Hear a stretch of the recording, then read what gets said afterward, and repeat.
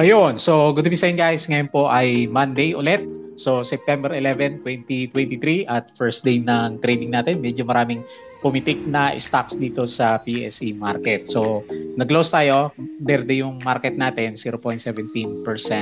And then nag-close siya, gumaganda yung chart, 6,233.74. Pero net foreign selling pa rin tayo ng 504 million naman. So medyo wala na yata ng karga na foreigner masyado yung market natin at patuloy pa rin pong lumalabas yung ating investor. So good thing lang hindi nagbi-breakdown yung pinaka-main na index natin kasi pumipitik nga naman yung mga ibang blue chips natin. So halimbawa si Monde, ayan. So umakyat siya ng, ilan ba yung nakyat nito?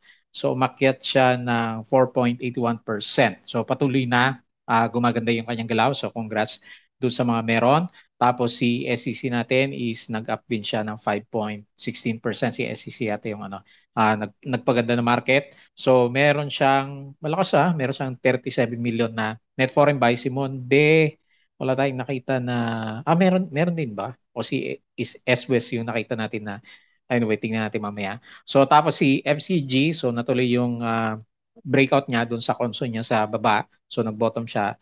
And then nag-up siya ngayon ng 3.13%. C plus, so nakasakay ba kayo?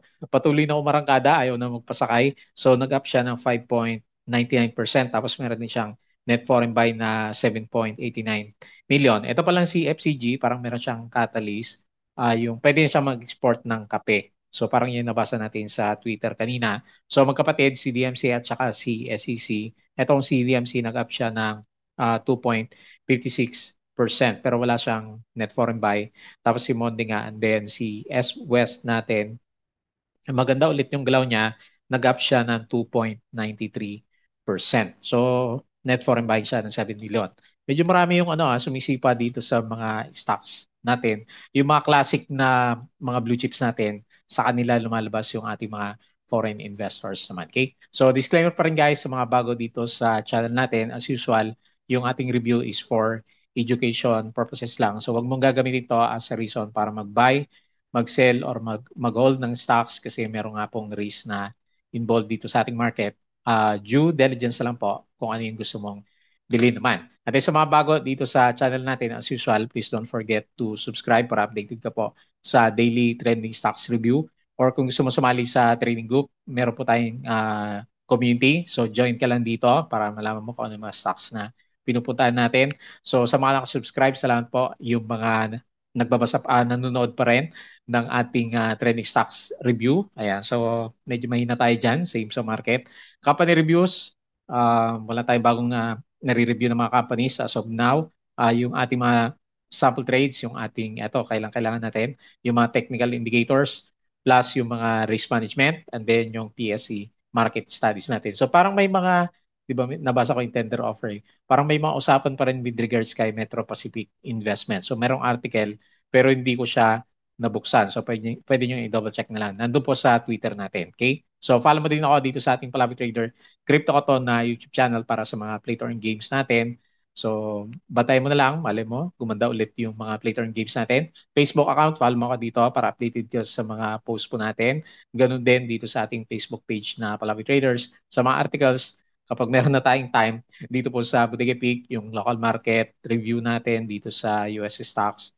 And then, sa mga side hustles natin is dito sa money earners naman natin. Okay? So, tingnan natin yung mga news ngayon dito sa Twitter po natin. So, not so good pa rin yung net foreign sell natin, 504.93 million. So, parang ampaw na yung market natin dahil patuloy na lumalabas yung mga investors natin. So, medyo patapos naman na yung ghost month. So, this week, hopefully pagdating ng Friday, hindi mabuhos yung foreigner. Then, after ng second week ng September, bare months na tayo, di ba? So hopefully, medyo maganda na yung mga nakikita natin sa stock. Sabi nga ni Ma'am April, meron siyang tweet. So, hindi naman daw kailangan lumabas sa stock as of this time. Yan. So, net foreign sale tayo, 504.93 million. Halos berde lahat. So, malakas si mining and oil. Gawa po ni SEC kasi nag-up siya ng more than 5% naman. So, maganda yung kanyang galaw. So, property, medyo nag-red, negative 0.11 at saka yung finance, negative 0.29%. Ayan. So, Kindle. So, may mga posts ako nakikita sa kanya approved declaration of property dividends. So ito pala yung inaantay. Amounting to 50 million and a cash dividend of 6 million. Ayan, so yung mga nag-abang ng dividends. ASEN on track in its renewable energy expansion in Australia. Tapos ito yung mga binenta ng mga foreigners natin. So dito galing yung mga net foreign sale po natin. So double check mo na lang si Bloom, Converge dito, Globe, AC, CNPF, ASEN, at saka si BDO. Kaya pala medyo nagko-collapse si BDO natin. Megawide Construction declares cash dividend of 1.97 per series sa preferred shares. Ayan. So, ang dami na niyang binigay sa common shares. Ayala Land expects sustained profit growth. So, yung closing natin kanina. Ayan. So, good yung article dito ni Ma'am April Tan. So, pwede nyo bisitahin to para makita natin kung ano yung reason. So, bakit siya to share why I don't think we should avoid stocks completely. So, hindi naman daw completely. So, syempre sa mga investors, tama lang naman na nandyan lang sila, di ba? So, nagbabay lang sila ng nagbabay. Tayo mga traders, nahihirapan during this time kasi nga, wala tayong, yung galaw ng stocks is very erratic siya. Okay? So, basahin natin yan. Tapos, yung mga most active kanina, SEC. So, the Philippine largest coal producer climbs to 7-month high on project prospects that price of the fossil fuel will rise amid gains in global crude prices. So yun pala yun. So tumataas kasi yung presyo ng oil, di ba? So maraming nagrereklamo na napapanood tayo sa balita. Even with the negative sentiment in our local market, we are still seeing signs of life kasi meron nga magaganda na stock si JT Cap PLC, S West, so overbought na, CNPF at saka CNFNI. Okay? So nag-drop yung ibang stocks pala dito sa Asian market. Tingnan natin mamaya. Tapos, sino pa ba? Bright Kindle, ayan, so meron siya ulit dyan. Metro Pacific, as a result of tender offer period, nag-extend siya. The settlement date will be adjusted to September 28. So hindi pa tapos, so ongoing pa siya. FCG, subsidiary pala niya yan. Receives DTI certification as an accredited coffee exporter. So pwede na po siyang mag-export ng kape, which is good, 'di ba? Para sa business po nitong si Figaro Coffee natin. So kaya pala siya medyo pinag-uusapan na may nag-accumulate na sa kanya last week pa. The MPIC drama continues, mining and oil, so SCC.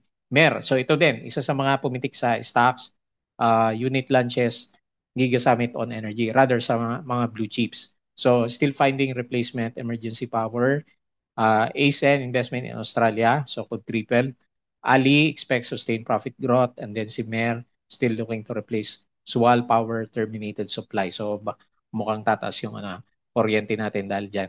Converge secures contract to provide free internet. PNX teams up with consumer finance app Bill is Jollibee at saka si San Miguel Corporation. So meron po silang agreement dito. Meron silang partnership. Ayala Land projects higher earnings dahil yan, pupasko na. Metrobank was hailed as the best domestic bank. Tapos si China Bank. ASEN, nag-drop to, no? Renewable energy firm is poised to triple its investment. Okay, yung iba. Tapos yung Galawan last Friday. MPI extends tender offer, but why? Sabi niya. Now signs MOU with Fortinet. Joey Concepcion loads bag for RFM. Tapos si FCG, yung pwede siyang mag-export po ng kape natin. Ayan, so yan yung pinaka-catalyst natin para kay FCG naman. Okay? So yun lang yung mga nakita natin. The rest is over the weekends na po siya. Okay?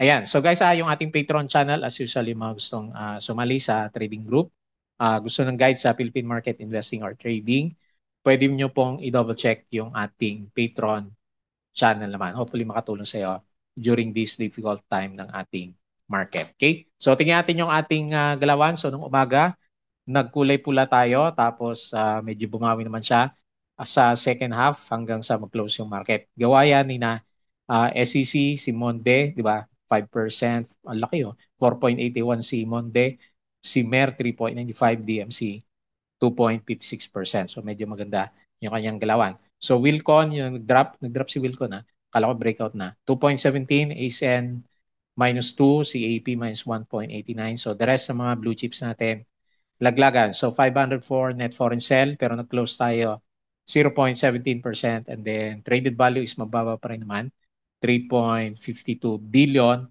47% foreign, and then 53% local participation naman. Okay? So, yan po yung mga nakita natin. So, punta tayo dito sa mga winners. ECP, nag-up siya, 20%. Pero yung mga volume, hanap tayo. C Plus, 5.99, PNX, 8.65, si Weibo, 5.17, SCI, 5.56, tapos sino pa? Si Monde, 4.81, si Fruit, bounce, 3.81, si Prit, 3%, FCG 3%, Mark and Lan is more than 2%. So dito naman sa mga losers sa market natin, tingnan natin yung mga nagpabagsak sa market si APL. Minus 11.76. RLT, sino mo to? Mga penny stocks to eh. Alter, ayan, minus 3.45, Prim minus 3.85, Inex minus 3%, si Green minus 3.03, All HC, so walang katapusan yung drop, 2.23%. Okay? So yan po yung mga galawan natin. Punta tayo dun sa itsura ng ating pinaka main chart. Okay, so punta tayo dito. Ayan. So gumaganda yung kabaliktaran, no? Gumaganda yung galaw ng market natin. So tapos sabi nga natin, 'di ba, lumalabas yung foreign investors natin. So tingnan natin, mali mo mag-hold naman siya bago matapos yung ghost month natin. So nag-close tayo 6,233. So lalakas ng 'di ba? Ang lalakas ng locals natin kasi sinasalo nila yung yung galawan ng mga foreigners natin, 'di ba? So, lalaki ng 500 million. So, sino kaya yung nagba-buyback ng mga yan? So, based dito sa galaw niya, actually, maganda yung chart niya eh. So, anyway, tingnan natin for the coming few days after ng, yun nga, 2 weeks natin na ghost month pa or 1 week pa. So, by next week. So, medyo marangkada yung RSI. Hopefully, hindi siya mauntog dito sa RSI 50 tapos yung MACD. Actually, maganda yung pinapakita ng MACD formation naman natin. Okay? So, bisita tayo dito sa Asian market. Tingnan natin yung kanyang galaw. So, maganda sa futures ng US. 0.39%, si Dow Futures 0.09, Nasdaq 0.67%. So, nung Friday okay sila. Tapos ngayon, mukhang maganda ulit yung galawan dito sa sa bandang US market natin. So, sa Europe, okay. So, maganda rin siya. And then, dito sa bandang Asia, okay naman Medyo mix lang tayo, pero majority is okay naman yung galawan dito sa bandang Asia. Okay? So, punta tayo dito sa crypto. Refresh natin siya ng konti para makita natin yung galaw. Okay. So, based dito sa, asan yung chart natin? Ayan, di gumagana yung mouse ko. Ayan. So, nag-drop siya si Bitcoin na naman. So, 25.6K, Ethereum 1.5, and then si BNB is 200. Halos mag-below 200 na si BNB natin. So, ayan, laglagan dito. Ang pupula. So, grabe yung galaw dito sa sa cryptos natin. Mukhang shorting lang ang nananalo dito sa galawan natin. Okay? So, hindi rin maganda yung galaw dito sa bandang cryptos. Okay? So, balik tayo dito sa chart. And then, pag-usapan natin yung ating trend stocks. Unahin natin dito kay SCC. So, meron ka ba nito? Nangangamoy dividendo ba dito yung uli nung April yung huling dividends niya. So, may mga nabasa ako sa Investa, nangangamoy dividendo daw itong si SCC natin. So anyway, yung catalyst naman doon sa nabasa natin, mahal daw kasi yung presyo ng oil. Sasabay itong si SCC natin, yung mga cool products niya. So nag-breakout na siya dito sa previous na minaman-manan natin, 33 pesos. So nag-fill the gap siya, tapos nag-pull back and then nag-breakout siya ngayon. So tingnan natin yung kanya next na major resistance malapit dito sa 35 pesos. Tingnan natin kung abot siya dyan. Ayan. So, uptrend na uptrend yung kanyang galaw after ng mga pullbacks niya, and then MA20 yung pinaka-main support naman natin sa kanya. Tapos, hindi pa naman overbought, no? Konti pa yung RSI. Yung MACD, so from the drop last time, nagtatry na mag-recover yung kanyang price action naman. Okay? So, very good. So, hopefully, yun yung magandang catalyst natin sa kanya. Mahal yung presyo, kaya magmamahal yung kikita si SEC. So nag-up po siya. So malaking company kaya hinatak yung market. So 5.16% up. And then ayan hindi nawawalan ng foreigners. Ilang araw na to. So 37.9 million net foreign buy. BDO, Belson ang buyer, and then call BDO yung ating pinaka-main seller naman sa kanya. Okay? So, good vibes tayo dito kay SEC. So, finally, nagkaroon tayo ng breakout sa price action naman. Okay, kahit pa paano, di ba? May mga blue chips tayo na ano, magaganda po yung kanila mga galawan naman. So, next, si FCG. So, kaya pala may pumupondo na pala yung iba last time. Okay, so nag-ano siya ulit, nag-gap up, maganda yung kanyang galaw. Papunta na siya dito sa pinag-usapan natin na resistance last time dito sa 0.68 o 0.7 na para ano psychological sabay dito sa MA100 natin. Tingnan natin kung mabalik siya diyan kasi ito yung next na box dito naman siya. Yan. So nasa baba pa siya ng box na. Ginuguit natin pero yung price action niya maganda nga siya. So may volume tapos may RSI, maganda yung RSI niya plus sumasabay din yung MACD formation natin sa kanya. Support natin, syempre, dito pa rin sa ano, pinanggalingan niya, breakout niya malapit dito sa MA20 naman. Okay? So yun po yung galaw natin. Bullish na ba siya? Nakailang bullish tayo. Ayan. So, ayan, may breakout kasi ng konti yung price action po ni FCG. Tingnan natin kung meron siyang karga. Meron ba? Parang wala akong nabasa. So yung catalyst natin ito muna pala. Yung catalyst natin, so meron siyang disclosure dito para i-confirm yung subsidiary niya na pwede nang mag-export po ng kape. So pwede na siya magbenta overseas. Ayan. Maganda siguro kung ano. Siya ba nagsusupply kay ano, Starbucks? Maganda kung siya yung ano, isa sa mga major supplier natin. Okay? So yun lang po yung nakita. Based sa price action naman, 3.13% up siya. Tapos, minus 24K net foreign sell. Walang foreigners. BPI call ang buyer and then Papa Abacus yung ating pinaka-main seller. Next, Plus. Ayan, walang katapusan yung arangkada ni Plus. So, magsi-7 na. Lagay natin sa 7 yung psychological resistance ng kanyang price. Meron ba dito sa kabila? Mas mataas pa pala, no? 7.2, 7.4 yung sinasabi niya. So, galing ng galaw niya, no? Talagang bounce ng bounce sa ano sa MA9. Ayan, overbought na siya. O ilang araw ng overbought. So 79. Hopefully makyat pa siya, ma-reach pa niya yung 7 pesos. Mukhang yan na yung ano, gustong galawan ni Plus. Tapos bagger na to, di ba? So bagger na to. Ayan, 128%. So congrats doon sa mga holders. Nadoble na yung capital mo dito kay Plus kung nandito lahat ng capital mo. No? Ang ganda ng kanyang galaw. Kaya lang hindi natin ma-predict. So depende sa market pa rin. So 5.91% up, 7 million net foreign buy. CLSA call ang buyer and then Timson call yung ating pinaka-main seller naman sa kanya. So anyway, meron siyang foreign buy at least para magtulak ng kanyang price action. Next, DMC. So tingin natin, sumabay lang si DMC, kapatid niya kasi si SCC natin. So nagtuloy-tuloy na yung ano, yung breakout niya last time dito sa MA100. So on the road na siya para dito sa gap 10.85. So hopefully matuloy yan, close the gap, di ba? Parang si SEC. So maganda rin lahat ng indicators, dire-diretso. So slowly but surely yung galaw niya mula sa breakout is up na siya ng 7% si DMC natin. May tagatulak eh. Net foreign sell to. Net foreign sell minus 2.5 million, 2.56% net foreign buy, CitySec call ang buyer, and then FMS Maybank yung ating pinaka-main seller naman sa kanya. Okay? So next si Monde. So naka-momentum din si Monde. Plus, ayan, nandun na siya sa ano, MA100. Ang lakas ng ano, lakas ng galaw niya. Mukhang i-break natin yung ano, bukas, MA100. 8.8 yung nakikita natin na next resistance. Lahat din ng indicator niya, MACD, RSI, okay din yung galaw. Yan. Walang hinto Diretso siya So nakabawi na ng 20%. Yung mga hindi na shake out dito, no? Congrats. Lakas ng galaw niya. Tapos may net buy siya Tingnan natin yung ano niya. So meron na siyang mga buyers. 4.81% up, lakas. 20 million net foreign buy si Papa Summit Mandarin. Ayan, mga big ano yan. Big brokers. Papa Macquarie SB Equities yung ating pinaka-main seller sa kanya. So, meron pa. Parang meron pa siya.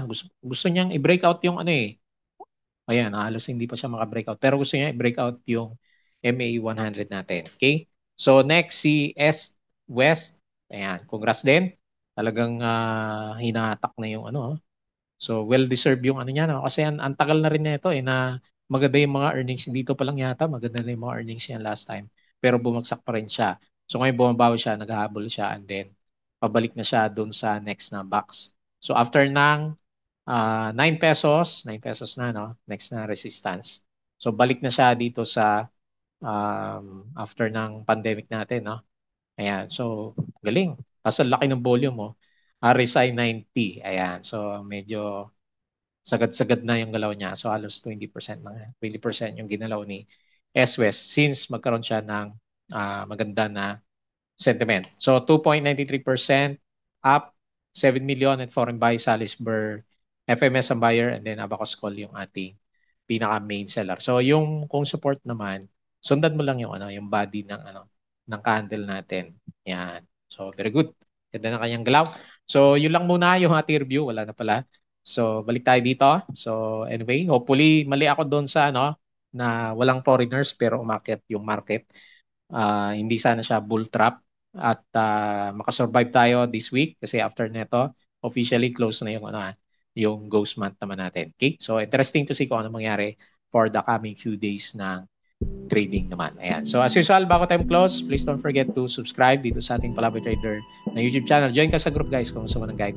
Crypto ko to, check na lang yung ating Facebook account, Facebook page, Bodega Peak, Money Earners, Twitter, and then Patreon sa mga gusto po ng guide sa trading, investing sa Philippine market. Sali lang po kayo sa trading community po natin. Okay? So yun lang. Maraming salamat. Kita po tayo bukas.